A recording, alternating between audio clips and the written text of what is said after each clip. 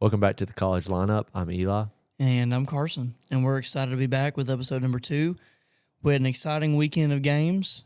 I know me and Eli took a trip down to Tuscaloosa to watch the Commodores take on the Crimson Tide, so I think that's a good place to start. Do a little game recap. What are your first impressions of the game, biggest takeaways, and your final thoughts? Well, first I just want to express the fact that most Alabama fans were good. Didn't run into any awful Bama fans, but Eli's a Vandy fan. Yeah, in full disclosure. Sorry. Yeah, you can probably tell where we're recording. We had to switch up the helmet a little bit because Florida's actually been had a good game last on Saturday, 2 days ago, or a day ago technically. But yeah, I'm a pretty big Vandy fan. But try not to let that get in the way. I did predict Alabama to win, so I ended up going 2-1 after I predicted North Carolina to win, and we see how that turned out. So we'll get to that here in a little while. But I do just want to kind of point out the fact that game was going good. I think it was a really fun game to be at because the atmosphere was crazy. Like I honestly didn't think it was that loud until Alabama got the big momentum switch in the second half, where Vandy couldn't really move the ball, and then they had these turnovers, which really hurt them as well. But I think the biggest thing was the crowd got really loud there at the end, and I think that helped them to a certain extent. But before I kind of get into that, I just wanted to say that there's a kid sitting in front of us, right? Pretty much the end of the game. Alabama fan, obviously, nothing against him or anything like that. But Carson was actually standing right next to me, and the little boy, he looks behind me, or he looks behind him at me, and I'm like, what's up? How's it going, or whatever? And he said, why do you go for them, or something like that? It was something along the lines of that. And I just was so caught off guard. I mean, I'm a Vandy fan, obviously, like we've said, so, don't really get too confident most times. But, obviously we had a little bit of a reason to be a little confident going into this game. But I got humbled pretty quick. But nothing against him. I thought it was kind of funny. We had a good laugh about it. Hope y'all laugh about it too. But all that joking aside, I think it was a good game. And I think there was some sparks from Vandy that are really good to be complimented. Not complicated. Maybe complicated too, but more so complimented. They had some really good runs and then kind of went away from that. I'm not sure if that was maybe Alabama was stacking more of the box. I'm not 100% sure because we couldn't see everything from where we were at. But it kind of looked like Vandy kind of went a little bit away from what was working and kind of relied on Pavia to really show up and show out, which he did on certain extents. He had some streaks, but ultimately he had the 2 turnovers, and I think that was really the turning point in the game, because the first one, you get a field goal, I think, to go up 10-0. I think would have been big. That doesn't happen. Vandy ends up getting up 14-7 right before the half, allows Alabama to score with like 52 seconds left or something, and no timeouts. Alabama drives and scores, ties the game, and then Vandy just wasn't the same after that. Alabama went down and scored. Let's see, that it was 14-14, so they had 2 or 3 field goals or something. Mm-hmm. They got it to 20? Had it up to 23. 23, that's right. In the second half, 3 field goals. Right. Second half, a couple struggle conversions down there in the red zone that prevented them from putting the ball in. Yeah. But yeah. So at 20, Vandy was driving, and they were in the 10-yard line, and then Pavia throws an interception, double covered interception, and if they even get a field goal there, they're really within manageable reach of the game, and they were never really out of it until the end. But I think the biggest thing there was if you score a touchdown there, you go up by 1, and that changes the whole trajectory of the game. So obviously, I've just kind of been rambling on, but I think it was a good game overall, and I think it shows and proves that Alabama is the stuff. They still got it this year, because I really do think that Vandy's still going to have a strong season. I think that this kind of humbled them a little bit. I think Pavia was the main one that needed to be humbled, but I think they still think that they can win and still have a special season. So I think it was good for them to lose this game, in a sense that I think they'll bounce back from it. But I also think it was a morale boosting win for Alabama. So I think that's going to go a long way for them. And I'm just going to be really interested to see where this game takes both teams in their separate ways. Yep. I think for me, I want to start with college game day being there. You know, me and Eli made the trip. We got there right around the time of the field goal kick, about 10 o'clock Central Time. And crazy atmosphere there on the quad. You know, that's kind of the point of the middle of game day. You know, some people have filtered out to other things. They're coming back for the picks, but just a crazy atmosphere down there in Tuscaloosa. I think everyone can say that was there, that everybody's taken Alabama or Vanderbilt seriously this year, right? Yeah. You know, last year I don't think Bama gave Vanderbilt the respect that they needed and deserved, but this year there was no mistaking that Vanderbilt was a team that's going to come in there, it's going to compete hard, and it's a serious game. Yeah. And so I think game day being there kind of elevated that thinking for Alabama and the team and the fan base as well. So, yeah, I go along everything pretty much you said. Great game, hard-fought game. Just I think the teams are more similar than we thought. Yeah. Not in the terms of, like, you know, Bama's got the strong pass attack. Vandy's more, you know, rush-first offense. But, you know, both teams want to hold the ball for a while. Yeah. Both teams want to slowly move the ball down the field. Both teams pride itself on defensive ability. You know, Clark Lee, defensive guy. You know, I believe last year he was the defensive coordinator for Vanderbilt. Yeah. So, two very, very strategic defenses there. Want to hold the ball a long time, drive the ball down the field. So, really great game to be at. I'm really, really, really impressed with Alabama, not just from Ty Simpson. Of course, I'm impressed with Ty Simpson. He really impressed me yesterday, as he's done the past couple of weeks. But Alabama's run game, getting Jam Miller going, I think that's going to be a huge addition to the offense. You know, Jam was hurt beginning of the season, made his first start 2 weeks ago now at Georgia. Really kind of struggled getting going. I think the guys up front kind of struggled getting him some gaps to go in and, you know, just kind of move that run game along. But Jam Miller looked very settled in this week. Yeah, I think he was a big reason why Alabama was able to beat Vanderbilt, being able to really consistently get 5-6 yards on the ground every time Jam touched the ball. They played a full game. Absolutely. And it comes down to it.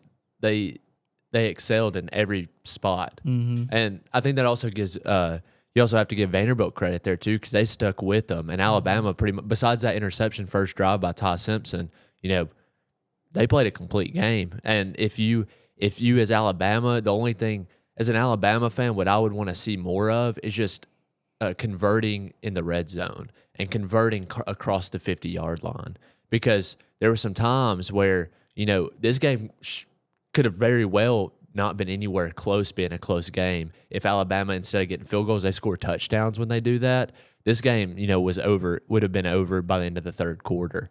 So I think I applaud Alabama in a sense that they played a complete game. But if you're looking for small improvements, I would just say, just instead of getting field goals, get touchdowns in that aspect. And as a Vandy person, I would just say, you know, don't count your eggs before they hatch, because I think that's kind of where they got to. It's okay to be confident, but there was a little bit of overconfidence in a sense that Alabama's still going to be Alabama. You know, it's, you know, you can still, I mean, there was a chance they could upset them twice in a row, but you also got to understand too, this is not going to define Vandy. I don't think it will. Now, obviously, the past 3-4 years, this is what's been defined us. You know, like we had that opportunity, you know, when we got beat 59-0 or whatever, when that guy said that we're going to show Alabama how to play real SEC ball.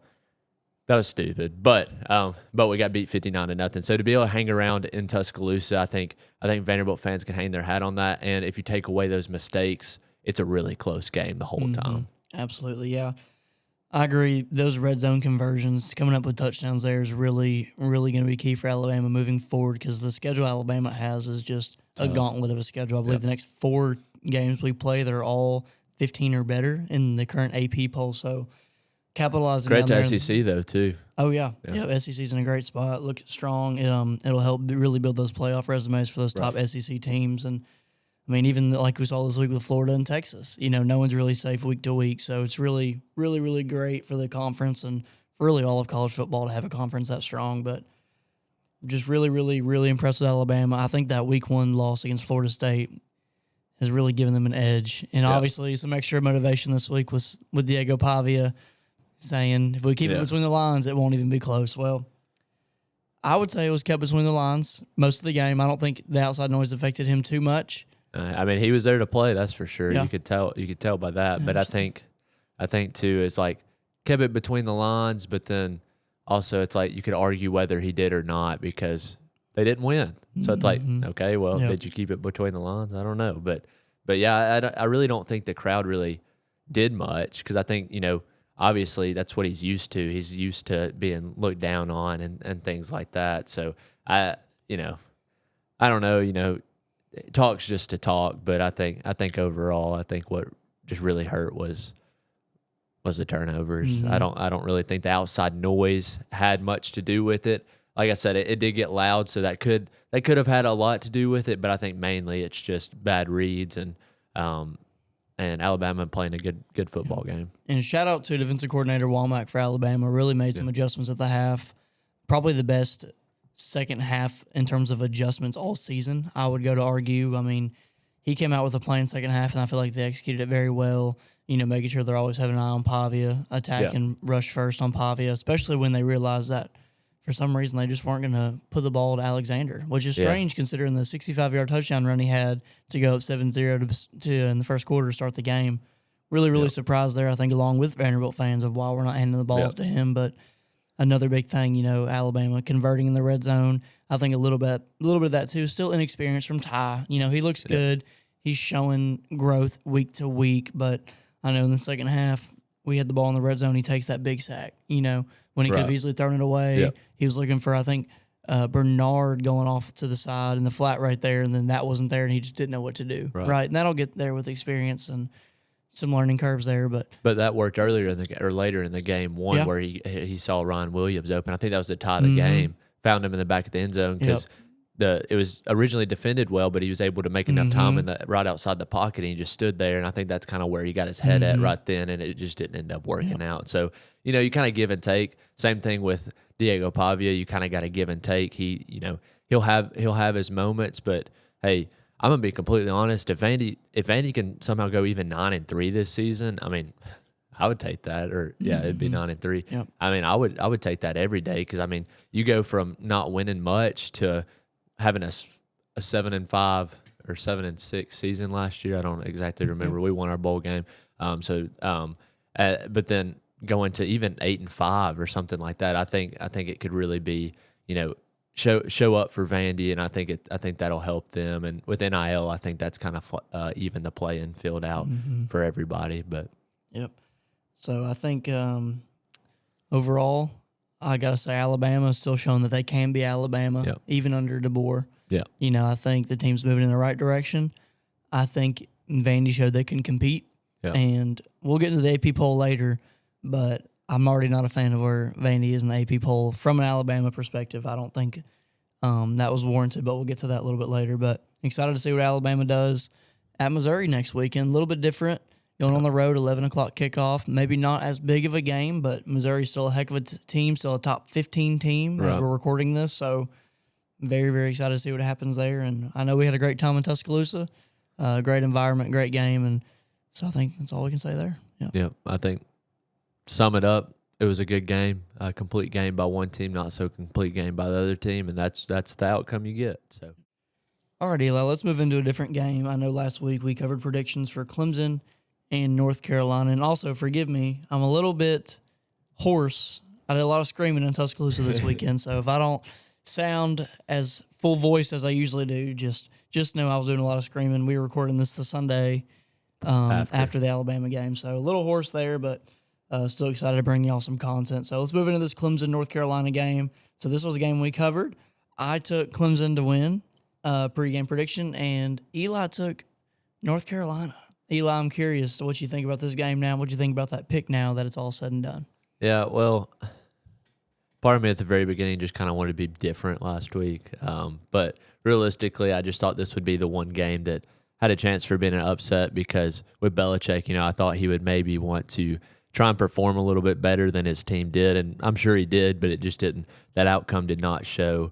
Clemson scored 28 points in the first quarter, and by halftime it was 35-3, and they ended up winning 38-10. So Clemson went easy on them there in the second half. Probably put in a lot of their reserves, but I just think that I'll apologize and say I underestimated Clemson, and Klubnik had a great game. He went 22 of 24 passing for 254 yards and had 4 touchdowns by halftime.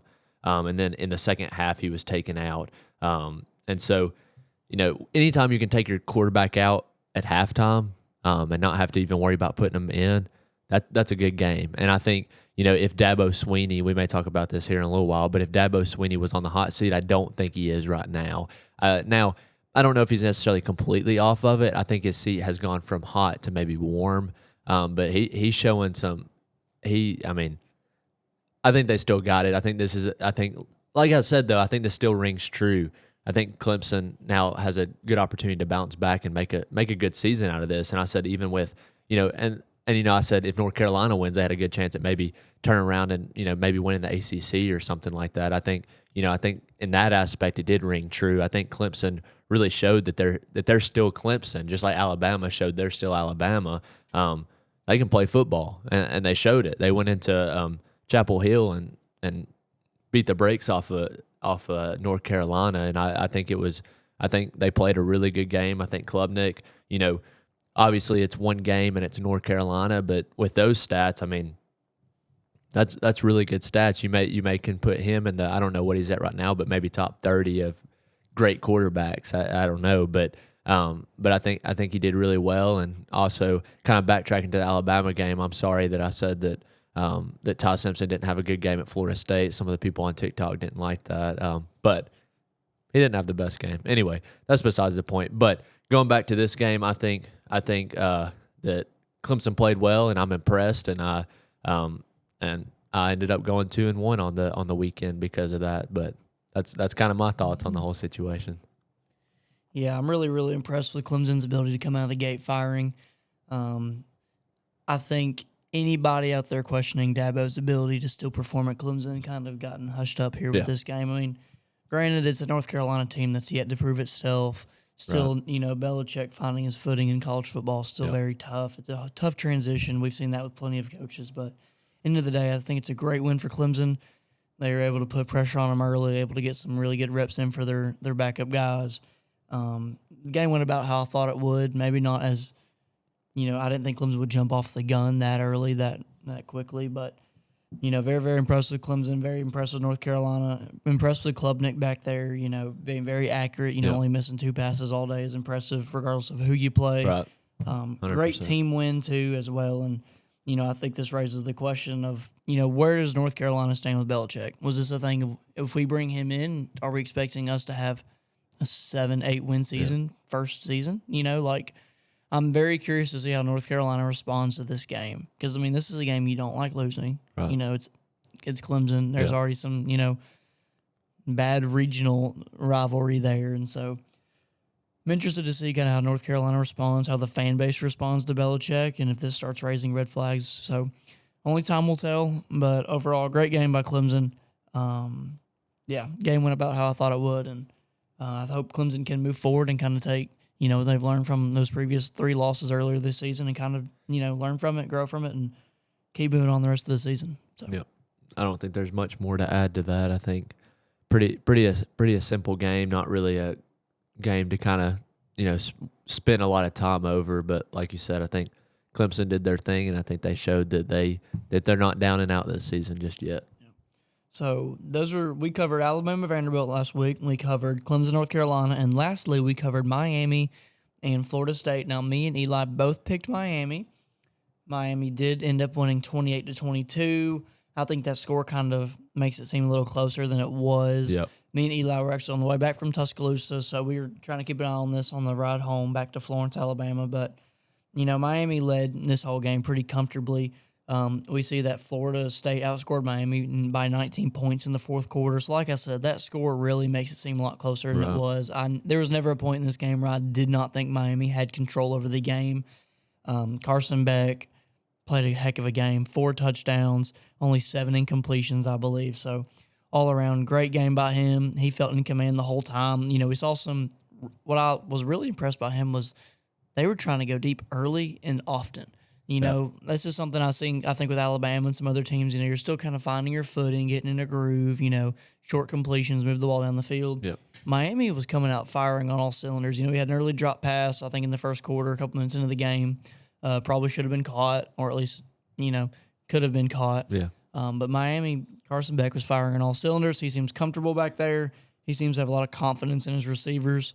And he's not afraid to take shots, come out in Tallahassee and put it on Florida State. Eli, what are your thoughts? Yeah, I just really wanted to point out the one good thing that we have talked about that actually rang true for the both of us. Obviously, that Miami won, but more importantly, we talked about Castellanos being if he should be on the Heisman watch or even be an honorable mention. And I think after this game, after seeing how he played, I think we can say that our predictions kind of have rang true so far. I mean, he played a pretty good game against Alabama, got the win, but after that, he still hasn't showed much. And playing another competitive team in Miami and getting beat by them and having a few turnovers. I don't know off the top of my head how many turnovers he had, but I mean, didn't look the best. And I think we can very much say that he still does not need to be in that Heisman talk, at least right now. But absolutely. But overall, I agree with everything you said. I think Miami had a good, clean game. I think Carson Beck looked really good. But I mean, you almost expect that coming from Georgia. You just kind of if you've led Georgia to a good season, you should be able to lead Miami too as well. And Miami's historically been good at football, so I think that's also exciting for the Miami fans to have something to look forward to as well.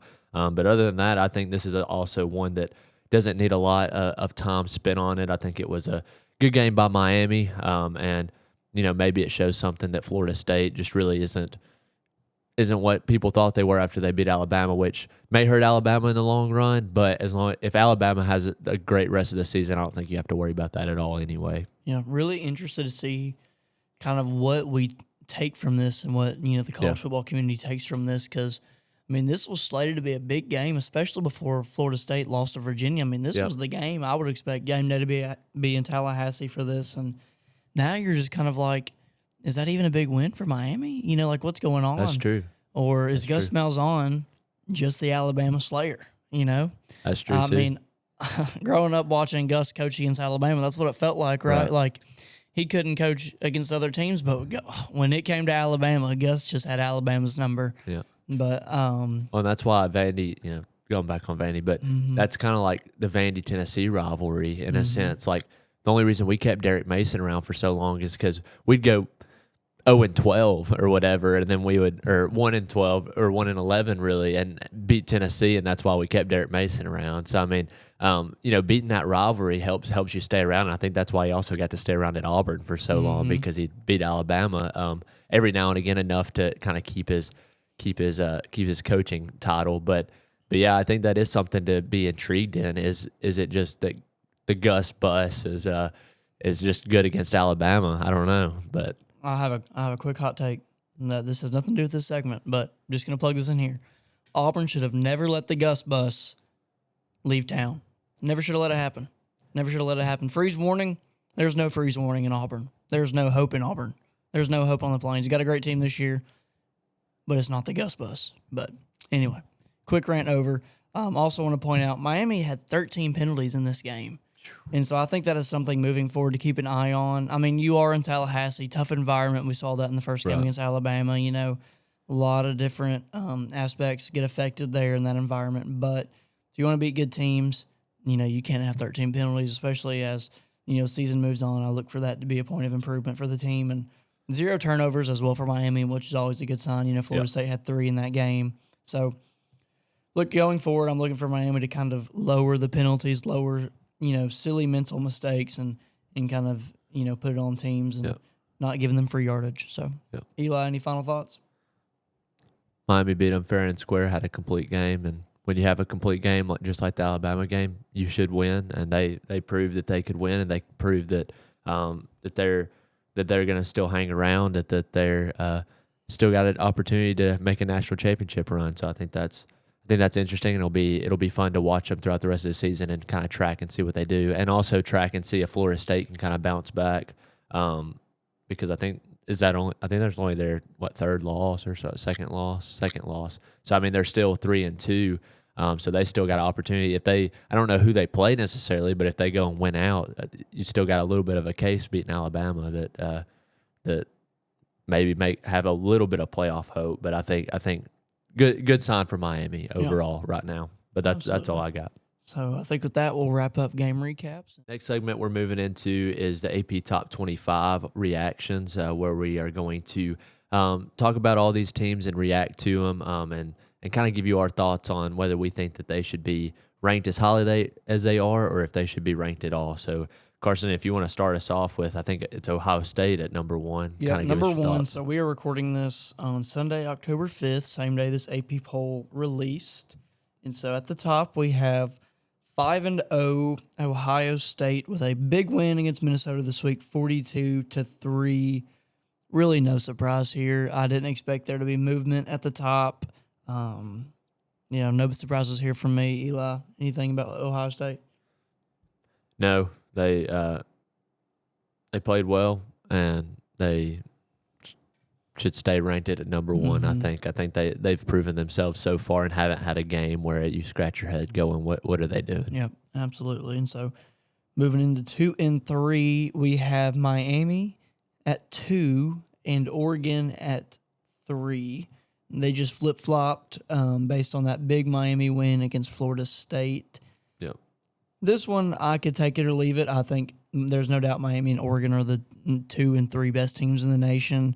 Now, whether you think Miami is one spot better than Oregon, I feel like that can be a little questionable, but I think Oregon and both Miami will have plenty of games on their schedule in the future where we can figure this out and pick a team out for sure. Well, I think the most interesting thing is, too, that Oregon didn't even have a game this week, and they dropped one spot. If I'm not wrong, I think Oregon had a bye, but that's just kind of a little interesting. You're going to penalize Oregon for being on a bye week. I don't necessarily agree with that, but I also think that the 2-3 range is kind of where they belong. So I don't think you can really hang your hat too much on that. Yep, and they're going to another top 10 team this week. We'll get into in a minute with Indiana. So I think if Oregon goes and they beat Indiana this week, then I think they're right back in that 2 spot, beating ahead of Miami. So not too much there. I'm not really going to spend too much time on it there. I think those are pretty much interchangeable, and they will keep interchanging as the season goes on and as each team has a bigger win. Yeah. So moving on from Miami and Oregon, at number 4, we have 5-0 Ole Miss coming off a bye week, and we have number 5 Texas A&M, also 5-0, coming off a big win against Mississippi State, 31-9. Eli, what do you think about Ole Miss at 4 and A&M at 5? So Ole Miss, I think they're exactly where they need to be. Obviously, they didn't play a game this week, so I don't think you can penalize them. I think that they deserve to be at 4. They've had some really good games this season. I'm excited to see kind of to where they go from there and see how they can perform. With Texas A&M, I think they're at a good spot. They're 5-0. They've had a great season so far, and I think they just continue to excel. This is neat seeing these SEC teams that you don't typically see at the top 10. I don't know the last time we've seen Ole Miss in top 10, and Texas A&M, has streaks. They've been good some years, and some years they've been bad. So it's really exciting, being pulling for Vandy and Carson pulling for Alabama. Just getting to see all these other SEC teams also making such big moves in the AP top 25. I overall I think both of these teams are right where they need to be. I think that's really the only thing that needs to be said about Ole Miss and Texas A&M. So, Carson, moving on to 6 and 7, we got a 5-0 Oklahoma. They actually dropped one spot, and they won 44-0 against Kent State. And then you got Indiana that jumped one spot, but didn't play anybody. So, what are your thoughts on that? I think Oklahoma's in a fine spot. I mean, I really do think the SEC schedule, everything will figure itself out in due time. That's the benefit of having such a strong conference, is you really get a great gauge on how good these teams are and how they can hold up to a schedule full of ranked teams. Yeah. Pretty much every SEC team will have 3 to 4 quality wins on their schedule if they, win the game, of course. So, great thing about the SEC, you're going to see how good these teams are. So I'm fine with Oklahoma being there for now. Obviously, that'll change throughout the end of the season. We have Alabama 2 spots behind them. Well, they play each other in 3 to 4 weeks. So, obviously, things are going to change. So the poll could be completely different by then, too. So, fine with Oklahoma at 6. Where I start to have a problem was with Indiana at 7. I really feel like this is just they're up there because of that big Illinois win, they had early in the season, but since then they really haven't impressed me too much, Their wins against Old Dominion, Indiana State, and Iowa. And Iowa was kind of a struggle win, only winning by 5. So I feel like they're a little bit ranked too high. But yet again, you're playing Oregon this week. So Yep. time will tell. I think if they can keep it close with Oregon, they'll still be ranked fairly high. But I think if Oregon goes out there and they beat them, they cover the spread, they beat them by a couple touchdowns, 2 or 3 touchdowns, and I think Indiana's probably in for a pretty hard fall off the AP poll, in my opinion. Yeah, I just don't know why they're ranked 7 and ahead of like an Alabama team or like a Georgia team, because Alabama's only lost to Florida State, so you could maybe argue that a little bit. But like Georgia, they lost to Alabama, and Alabama's looking pretty dang good right now. So it's like what? Why are you penalizing these teams, and why is Indiana moving up? In 7 where you could have probably put Alabama. You could move Alabama to that 7 spot and keep Indiana at 8. Because Indiana didn't even have a game this week.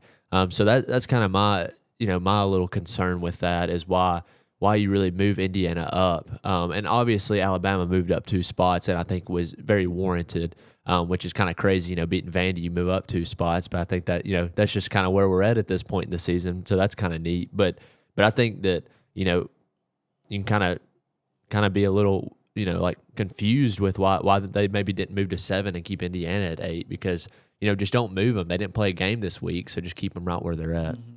Yeah. And I feel like that Alabama spot really isn't – they didn't move up 2 spots because they beat Vanderbilt. I feel like they moved up 2 spots because Penn State, bad loss, moving out of the top 10, actually unranked. Same thing with Texas. So that's fair. That's, I think, where you find those 2 spots. I really think the committee probably looks at Alabama and they're like, okay, you beat Vandy. We kind of expected it, right? Fair. But we also see a little bit of respect with Vanderbilt's ranking, and we'll get to that here in a second. But, yeah, I'm excited to see how Indiana looks against Oregon. I think that'll be a great test of both teams. Excited to see 2 great quarterbacks go at each other, and some Heisman guys play against each other as well. So very excited about that game. That is this weekend, October 11th. So keep moving on down the list. So Alabama 8, like we said, with the Vanderbilt win at 9 and 10. We have Texas Tech 5-0 after coming off a win against Houston 35-11, and we have Georgia coming off a win versus Kentucky 35-14. Both Texas Tech and Georgia both moved up 2 spots. Eli, what do you think about the Texas Tech Red Raiders being in the top 10 AP poll this week? I don't know because they haven't really. They've played. It looks like Kent State, Oregon State, Utah, and Houston. I mean, you could argue maybe Utah was decent. Houston's all right. But to me, I don't really understand that. And Carson, you may disagree with me here, but I think it's great to be 5-0. Anybody loves to be 5-0. But if you're putting Texas Tech here, why was Vandy not top 10 last week? In my opinion.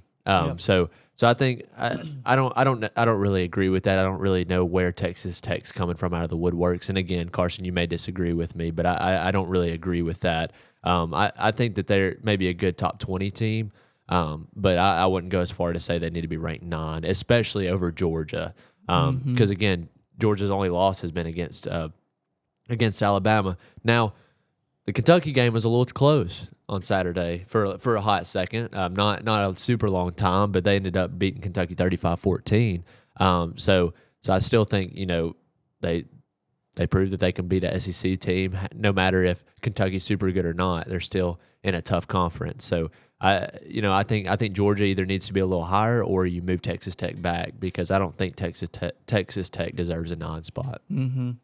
Yeah, really interested here with the committee. So we see a 5-0 Texas Tech team is behind a 4-1 Alabama team. Now, keep in mind, these are not power rankings. These do not take into effect, who would be favored head-to-head. Right. This is the AP poll. So I think Texas Tech is really getting that 9 spot from a talent perspective. They're very talented. A lot of different moving pieces make up a great team in Texas Tech this year. And they are 5-0. So give them the respect they're due. But in the back of my head, I'm just like, you had a Mississippi State team that was 4-0 and couldn't even crack top 25 in the rankings. Right. Right. So, yep. And then, later on down, we have a 5-0 Georgia Tech team. So really, what's the separator between that 5-0 Tech team or Georgia Tech team and 5-0 Texas Tech team? And I really just think it's talent. yet to be proven potential is what you're looking at here. So I don't really know what game on Texas Tech's schedule is we're going to look at as like, wow, like there's my top 10 team. Because so far they don't seem to have too hard of a strength of schedule coming up. They play Kansas this weekend. We've got a top 25 matchup with Arizona State. But then other than that, only one more ranked game in BYU coming up between now and the end of the year. So I think Texas Tech is really going to have to showcase their talent this season, or they're going to have to win out to keep that top 10 spot. So another benefit, scheduling hard games. You got to schedule hard games. You got to show this playoff committee, hey, we have these quality wins. And I really, really, really, really wish the playoff committee would get to a point where we're not penalizing so much for losses. And yet again, I know we're not talking playoff poll. Those are coming later in the year. These is AP, but I think it goes both sides. We've got to quit penalizing so much for quality losses instead of just no-name wins, right? Yeah. I think that would help the whole sport if we can get to a point where, hey, go schedule those wins or those games where if you win, it's a great quality win, but even if you lost, it's still a quality loss, right? And the danger of that is you get blown out, right? And then, you lose some credibility there. But I think we need to start encouraging teams to schedule hard games. I think we need to encourage teams to have tough schedules to where we have something at the end of the year come December to be like, you deserve a playoff spot. And so Texas Tech is kind of where I see just where that hurts teams, right? We have no spot where we can really be like, man, there's the win that I'm looking for. We're really just going to have to go off potential talent and potential ability to win ball games. So don't really know what I think about that. I think it's really going to depend if they get a playoff spot or not. It's really going to depend on how teams do around them. Yeah. I feel like Texas Tech doesn't control their own destiny as much as they'd like to, but they've got a lot of talent. And so they're starting to gain attention, and so time will tell if they stay in the top 10. And, if the SEC and other conferences keep beating up on each other, they might just sneak in the playoffs. So excited to see how that shakes out moving forward. But they are a fun team to watch. A lot of talent there. I just don't know what win justifies them being in the 9 spot there. So moving on, we'll do 10, 11, and 12. Three SEC teams. At 10, we have 4-1 Georgia. At 11, we have 4-1 LSU. And at 12, we have 4-1 Tennessee. Now, 11 and 12, LSU and Tennessee both had bye weeks this week, so nothing too crazy there. Eli, what do you think about LSU and Tennessee being there?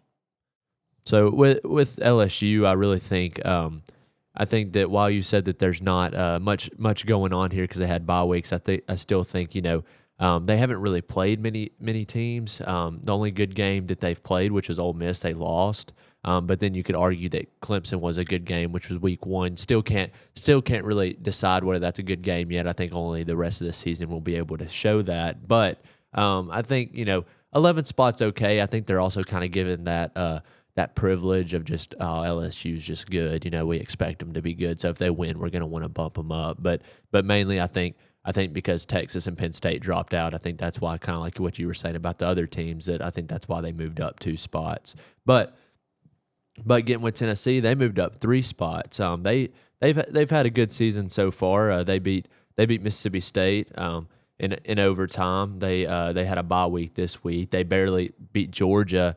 They lost to Georgia. My bad. They barely lost to Georgia, and they kind of handed Georgia the win. I feel like that they really had an opportunity to win that game. But I mean, they haven't, besides Mississippi State. I mean, who have they beat? Syracuse, but I mean, Syracuse hadn't been all that as what we thought they would be this season. So I think I'm going to say this right now, and this may be pretty controversial. I think that if they're ranked, they need to be like within the 5 of the top of the 25. So like 21, 22, 23, 24, somewhere in that range, because they just hadn't shown anything. And as a Vandy fan, I think it'd be cool to be ranked higher than them. But that's really not why I'm saying that. I'm saying that because they haven't showed anything, and they haven't been able to win a big game this season. Obviously they've really only had one, but I mean that's about it. I just don't think they need to be that high. Hey Tennessee, all you volunteer fans out there, the 3rd Saturday in October is coming. You want respect in our version of the AP poll? Yeah. You go out there and you beat Alabama. But just know it's coming. I think that's the next chance Tennessee really has to prove itself. They play Arkansas this week. Should be an all right game. Arkansas's had some unfortunate losses this year. Tough loss against Memphis, tough loss against Ole Miss. But I think the next big challenge Tennessee has will be going to Tuscaloosa and seeing what they can do against Alabama. But until then, probably a little bit overranked there. I think that's also coming from just talent potential, right? But yeah, I think that's so stupid. I'm sorry, but and it's probably mainly because I've always been a Vandy fan. But it's just like, it's a week by week poll for a reason. Mm-hmm. It's not a whole season poll. So if you think somebody's done a good job and they played a good team, rank them. Like, why not? Especially if they've lost one game, or if they're even undefeated. Like, they beat a good team. Why are we penalizing these teams because just because they're not Tennessee or Alabama or Ole Miss or Texas A&M or anybody like that? Like, why does it take into account how their season went last year, the reason or the season before that? I just don't think that's smart because Alabama may not be as good as they used to be. They've proved it so far that they've been pretty solid this season. But if they go out and beat Georgia, beat Tennessee, any of these teams, they're going to be ranked higher than if Vandy beat Tennessee. So it's like it's just a little frustrating. I guess, like I said, I think it's more of because I'm from a Vandy perspective, but I just think that's a tough way to vote, especially on a weekly AP Top 25 poll. They did have that tough loss against Georgia in overtime, right? But now we're kind of seeing is Georgia still that Georgia level team that we've seen, and they got beat at home. Tennessee got beat at home, so which is something that's rare for them. So, I think moving forward, like I said, third Saturday in October is coming. We'll see if Tennessee can go down Tuscaloosa and prove that they're worthy of being in the top 15 of the AP poll. So, moving on, we have 13 Georgia Tech 5-0. We have Missouri at 5-0. Great game coming up this week against Alabama. And we have at 15 a 4-1 Michigan team coming off a win against Wisconsin 24-10. So I'll go ahead and start off with 13 Georgia Tech. I think this is a great spot for Georgia Tech. I think this is a great team that's proven that they want to make a run at the playoffs this year. They've already proven themselves with some big wins this year with Clemson. So I really, really, really like Georgia Tech in that 13 spot.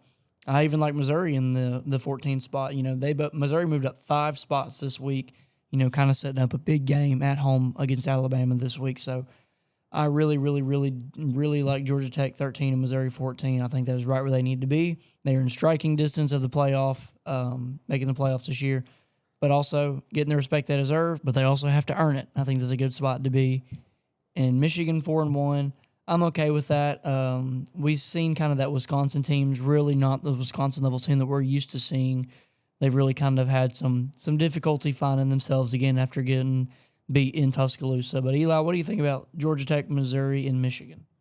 Yeah, I think with Georgia Tech again, like a lot of these teams, I mean, they beat Clemson by a field goal. But other than that, I mean, what good win do they have? Because they beat Colorado. Is Colorado that good? It's Colorado.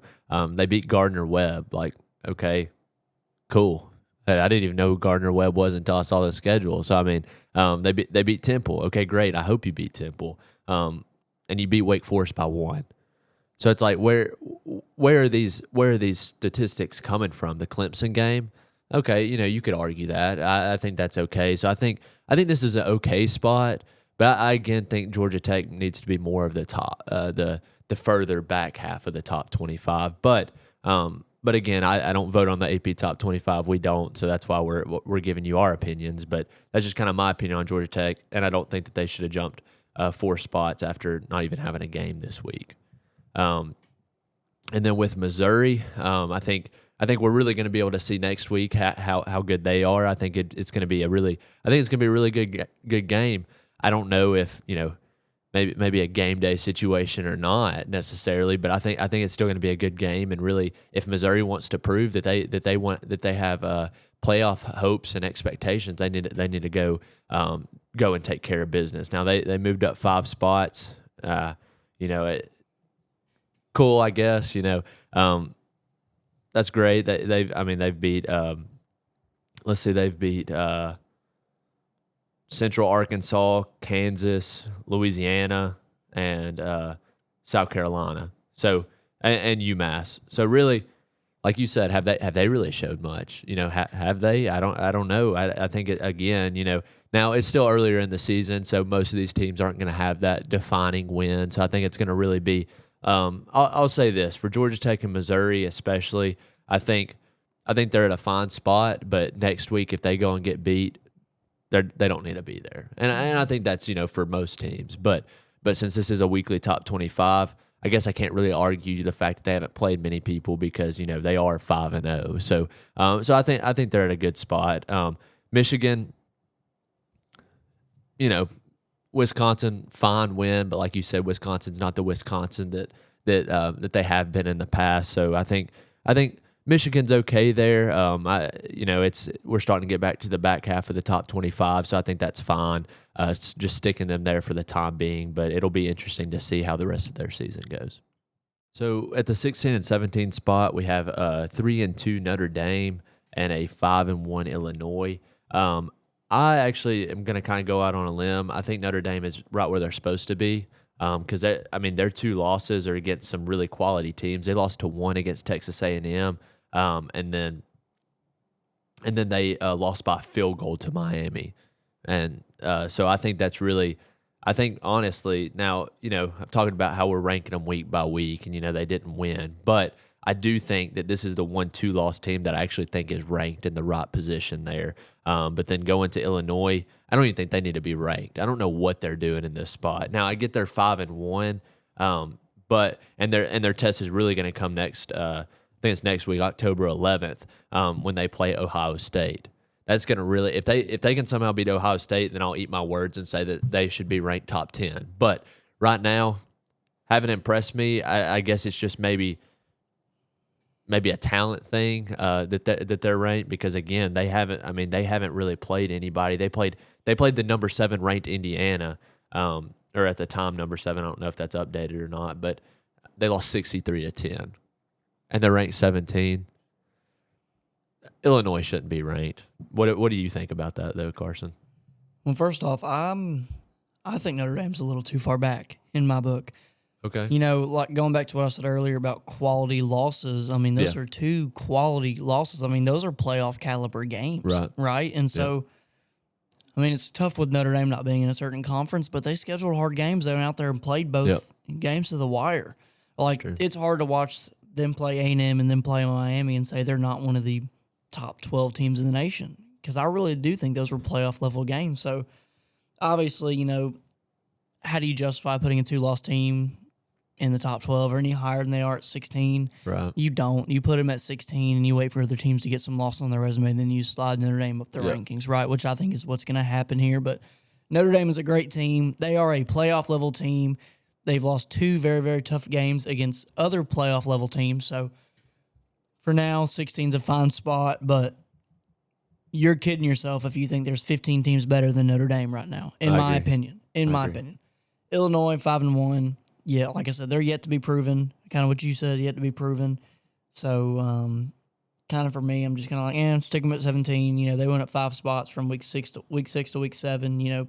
They won against Purdue. Whoop-de-doo, great, good on you. But they're yet to be proven in my book, and so 2 teams there that I think they're kind of fine where they are. But obviously Notre Dame at 16, Illinois at 17. I think Notre Dame would win that game by 2 to 3 touchdowns. So. Are these really indicative of how good these teams are, or is this just kind of where you have to put teams based on what's happened up to this point? So, not a big fan of the AP poll, but it is what it is. So, moving on, we have BYU at 18, 5-0, coming off a win versus West Virginia, 38-24. We have number 19, Virginia, coming off a win versus Louisville, 30-27. And then 20, we have 5-1 Vanderbilt. So, Eli, what do you think about 18 through 20? First off, BYU is 5-0 at 18. Let me just read off who they've played. Portland State, Stanford, East Carolina, Colorado, barely beat Colorado, West Virginia, and they play Arizona this week.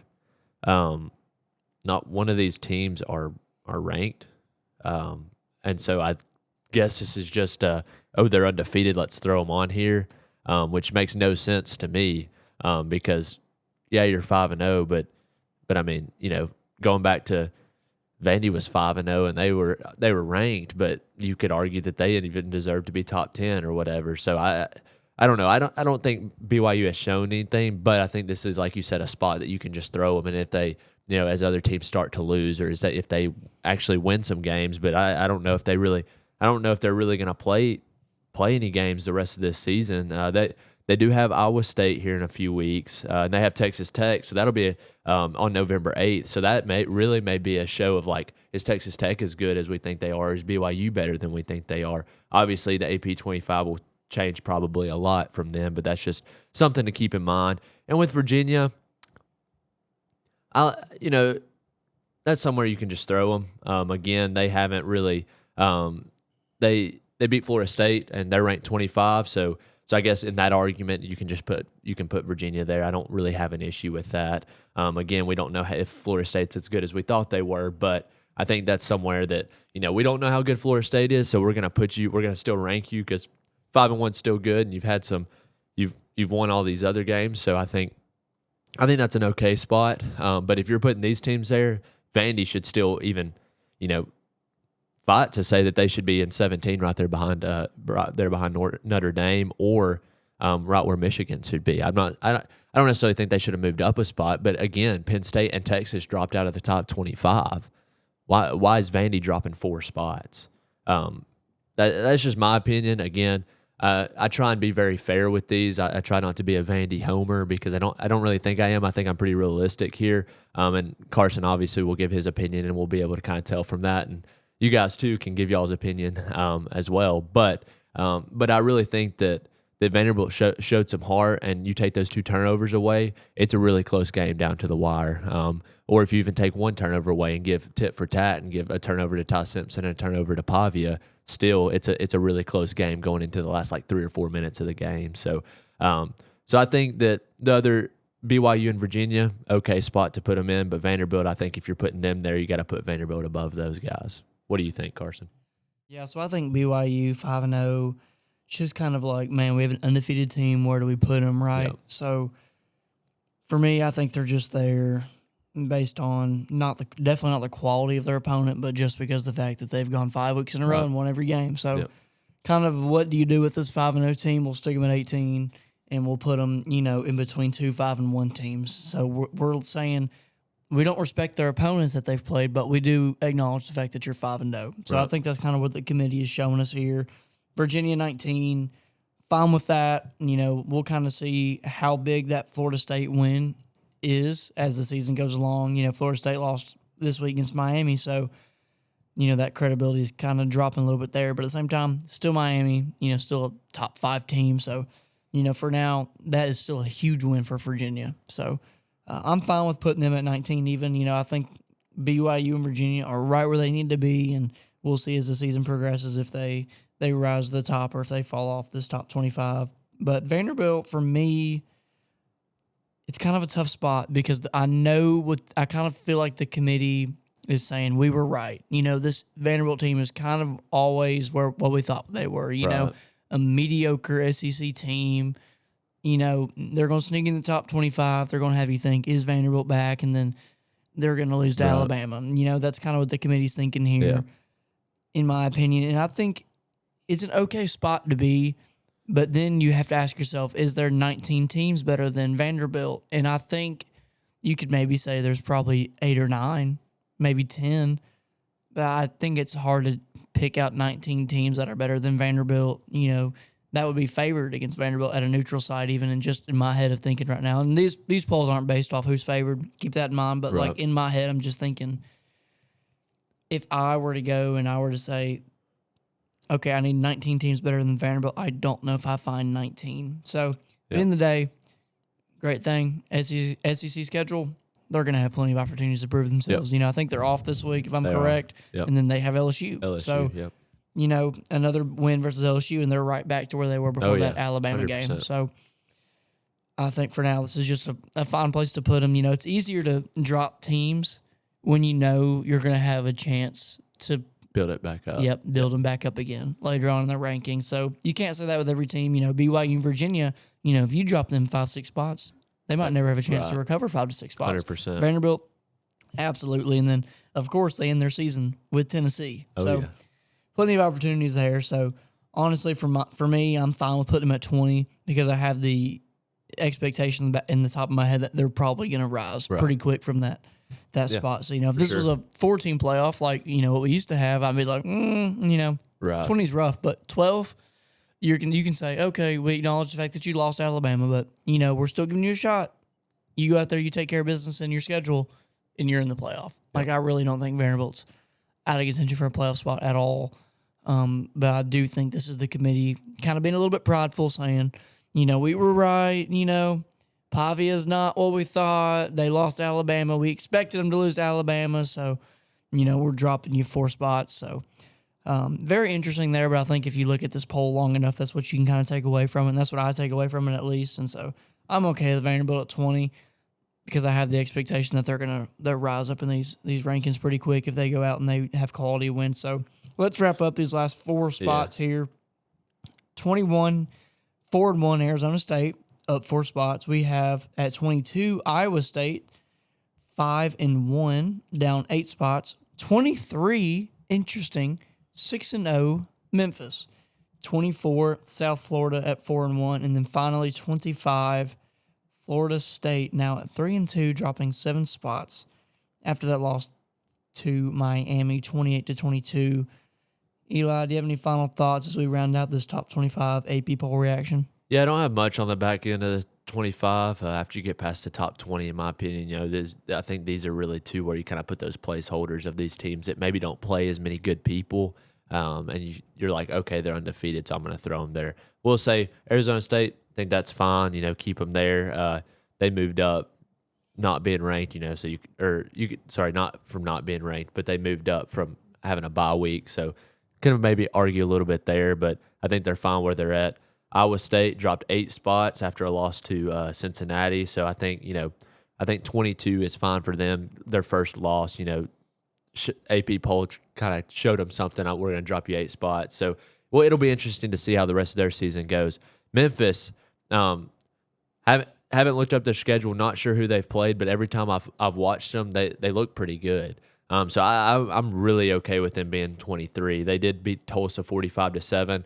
I'm not sure who they have next week or if they have a bye or what that looks like, but I think I actually agree with that. I think that they deserve to be ranked. They winning 6 games and not losing any, you can just throw them at 23, especially if they have a team at some point that they're going to play that could really show whether they need to be ranked or not. South Florida, they always give people good games. I think that's fine. Keep them there. Florida State, don't even really know if they still need to be ranked. I think you can keep them there because the losses that they have. You could argue that those were some good losses, especially to Miami. But the score again looks closer than it actually was the whole game. So I think Florida State's okay there for right now. But come back to me next week. I'm not sure if they have a game or not, but come back to me next week and we can talk again about that. But that's really all I have on those last few. Do you have anything else you want to add to that? Yeah, I think Memphis is kind of the one that sticks out to me just from a record perspective, being 6-0 and sneaking in here. Haven't really had too many quality wins. I know the biggest game probably for them up to this point has been that Arkansas win. Very close game. If you haven't watched it, Memphis punched the ball out. Arkansas going down the score at the goal line late in the fourth quarter. So great win there. I think that program is getting a lot better, a lot stronger. There's some great coaching there, too. I know there's rumors of some coaching changes after this year, maybe going to some bigger schools, but it's a story for another day. But I like Memphis. I like what they're building over there. In front of them, Arizona State and Iowa State, I think they're right where they need to be. They're given a shot to earn their way up the AP poll and earn their way into a potential playoff spot. South Florida 24, I'm okay with that. Nothing really to say there. Florida State,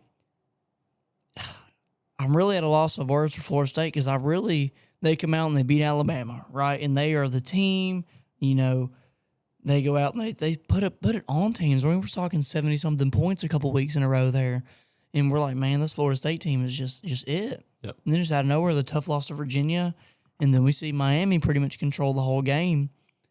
So I think 25 is honestly, in my opinion, a little harsh. I think this is still a great Florida State team that just didn't play well. You know, I'm taking into consideration that they did get beat at home by Miami. Miami came in there into Tallahassee and controlled the whole game. But I think that just shows more of how great of a team Miami is versus how bad of a team Florida State is. Right. I still think Gus is a great offensive coordinator. He's going to continue coaching up Castellanos and, you know, drawing up plays that works to his strong suit. So I think 25 is a little harsh for Florida State. I would probably move them up four to five spots, you know, maybe crack the top 20. So I think Florida State's still a great team, and I think putting them at 25 is a little harsh. You know, down 7 spots for losing to a top 5 AP team in Miami, a little rough, a little tough, but I think if they would have showed some more effort and maybe a little bit earlier in the game instead of just leaving it all in the fourth quarter and showing that they could stop Carson Beck and that they could move the ball in Miami, then I think that drop would have been so severe. But overall, I think pretty solid week for the AP poll. I think there's still a lot to be uncovered. And, you know, there's a lot of football left. You know, we're only 6 weeks in. So right now, overall AP poll, if I was putting it on 10, where I think it's perfect, 1, I think it needs some serious improvement, I'll put it at like a 6. You know, in my opinion, I think it's okay. I think it's about a 6, maybe drop down to 5.5. But I think it's all right for now. I think as the season really progresses that we'll see things start really moving into pieces. And, you know, upcoming weeks, you know, we'll have the playoff ranking start. So I'm very excited to see what the playoff committee thinks of what this season has looked like so far. And, you know, there's some good games coming up within every conference. You know, we got, I think the biggest game this week, and we'll probably cover this Thursday, is probably going to be that Oregon and Indiana game. So excited to see that. We'll have a top 10 matchup there. And like I said, we'll cover that later this week. But we also got, you know, Alabama, Missouri. We've got some other big games coming up. So excited to cover those and see how this AP poll changes next week when we get to come back and react to it again. So, Eli, do you have any final thoughts? Nope. I think like you said, I agree that it should be about a 6 or 5.5. I would say there's still a lot of improvements that could be given, but again, we're not making these. This is just us hanging out, you know, talking about it. But that's all I got about with the top 25. Do you think there's any teams that aren't on this AP top 25 that should be? I'm not sure. I don't know. I mainly was just worried about who's on it right now and the different ways that they're kind of put on there. But I will say, Cincinnati, I'm looking down here, has gotten some votes, and they did beat Iowa State, and Cincinnati had 129 votes, so which is the most out of everybody else, which puts them ahead of Texas and Penn State in the voting of who should be top 25. So I think there might be an argument there that Cincinnati may need to be in the top 25. But other than that, that's all I got. Do you have somebody that's just kind of in your mind right now? For me, I'm probably leaning towards putting Auburn in the top 25. You know, I'm looking at other teams that receive votes right now, and Auburn only received one lonely vote to be in the top 25. But I'm going to go back to the way I stand. Quality losses. They have 2 losses that are really, really good losses. Now, A&M game, for example, had a rough second half. They still only lost the game by 6 points. They held A&M to 16 points in the whole game. Right. Auburn's a great team. You know, I kind of dogged on them earlier, so if you're an Auburn fan, you turned out after I talked about, you know, never letting Gus leave. Sorry about that, but still a great team. And for me, I would sneak Auburn in this top 25. Maybe I keep Texas in that top 25, but losing to Florida is just brutal. Yeah. You know, that's going to hurt. And if you're looking at Texas, you're really not too hopeful of what's to come either. You know, there's still a lot of things to figure out before you can seriously start to consider Texas again. They got to play Vandy eventually. You know, you never know what could happen. That's true. Like I said, a lot of football left, but 2 teams left off. I would definitely probably put Auburn in the top 25, and I might sneak Texas back in the top 25, but I really don't have too much of a lack of. I really have a lack of faith in Texas. Yeah. Put it that way. But other than that, so far, I think it's too early for me to make a call of teams that absolutely need to be in the top 25. Now we're getting into our last segment called the hot seat. Yeah.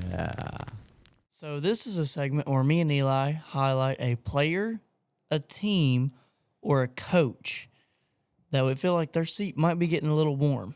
they might be getting some negative attention leading up to this week's upcoming game. So I guess I'll go ahead and go first. I think mine might be kind of obvious, but I think given where the hype was for this player and even this team was at the beginning of the season, I think it's fair to say that their seat's getting a little warm. And this one might be kind of obvious, but Arch Manning, Texas, really, really rough week last week with Florida. You know, we're talking about a guy that was a Heisman conversationalist at the beginning of the year. Yeah. Who's just not had things go his way at all. I mean, his highlight of the year was my touchdown against Sam Houston State. Like, that's where we're at right now. It's rough. Just quick stat line. He's thrown for 1,151 yards, 11 touchdowns, and 5 interceptions. His QBR is 60.1. He is almost 70th in the country in quarterback ranks right now. Still young, still a long, long way to go. You know, game experience is still very little, but we saw him come out against Ohio State, you know, beginning of the season very, very slow. And I guess the thought was, you know, it's first game Ohio State, he's going to pick it up, and we just haven't seen that. Yep. And now we're seeing him drop a tough game in the swamp to Florida last week, and I think the question is kind of what do we do? Like, if you're a Texas fan right now, I feel like you're kind of in a tough spot because you're running out of hope, right? Right. I mean, you've got to go play Oklahoma this week in the Red River rivalry, and do you even have hope for that game? I mean, Arch has not given you anything up to this point where you're like, yep, I'm confident where we can have Oklahoma come to Texas and we can beat them, right? You're 3-2, you just dropped out of the top 25, and you have a quarterback that you have no faith in. It's not a coaching problem. Nobody watching Texas goes, yeah, it's Sark's fault, right? We know what he's capable of. We know how good of a recruiter he is. We know how good of a coach he is. It's just they're not executing. And that starts with your man behind center. Arch Manning, in my opinion, is kind of what you have to get going here. So for me, I feel like he's my hot seat pick after week 6. You know, seats getting a little warm. Not Texas, not Sark. Of course, not Sark. It's Arch. Yeah. And I don't really know what the answer is for Texas moving forward. But I don't know if Arch is going to be in their plans moving forward. I don't see them moving away from Arch, but something's got to give. The current system they have in place is not working. So I'm excited to see how they look against Oklahoma this week. Maybe they can turn a corner. Maybe they can find some things that works for them and works for his offense. But for me, Arch Manning is my hot seat pick of the week. Eli, what is yours? Well, I just want to kind of touch on that too for a second, and then I'll go into mine. But I think as a Texas fan, you do have to be a little worried because Arch Manning was supposed to be the guy.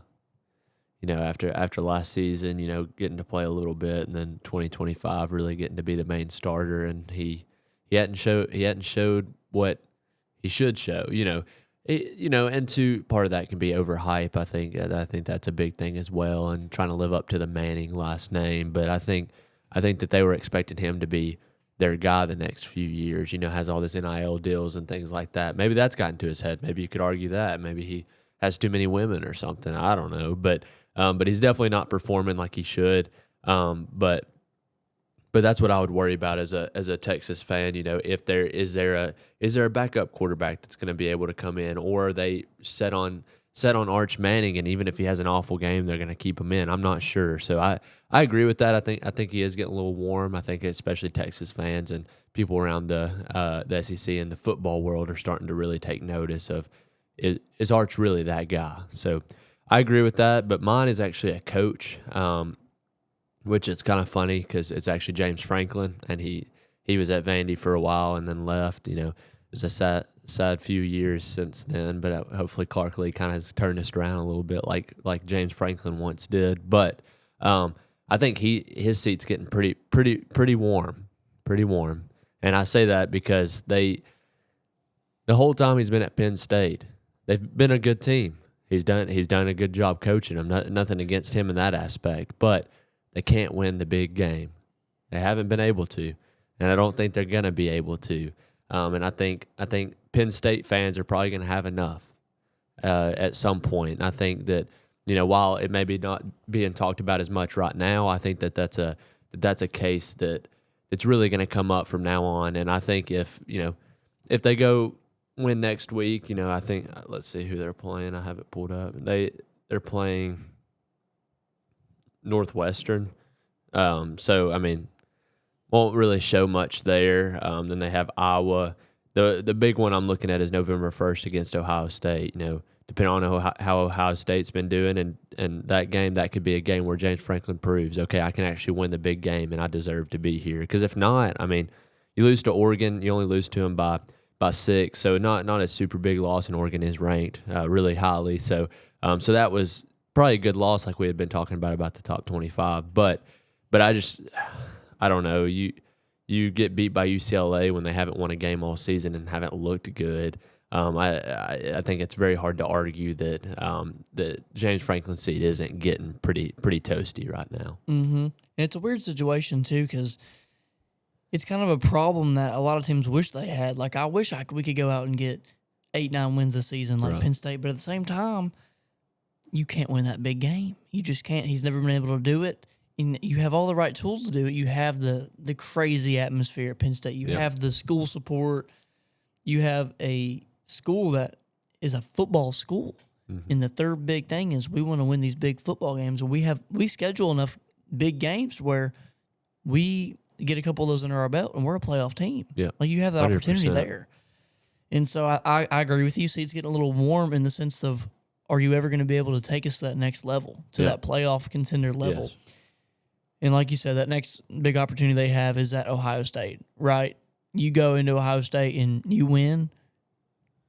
I think that answers the question of, can you win the big game? They also have Indiana the next week after Ohio State. Oh, yeah. Right now, Indiana is 7th in the nation.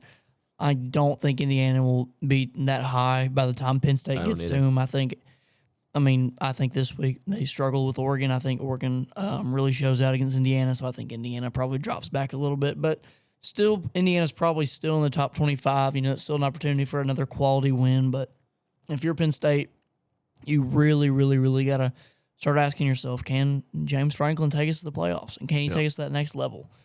And, there's also been some issues since he's been to Penn State, right? Yeah. And that's also got to be in the back of your mind. Like, you just want a fresh start with someone else, but overall, good problem to have, right? Yeah. You're winning. Yeah. He's always been a consistent winner everywhere he's been.